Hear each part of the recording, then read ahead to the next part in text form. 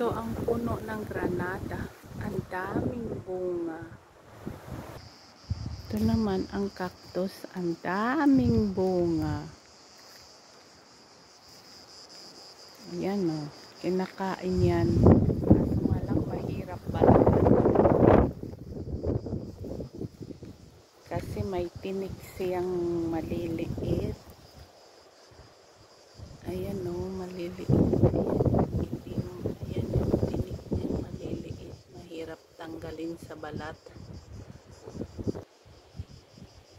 Yan. Yung isa na medyo pula, hinog na yan. Pwede nang kainin.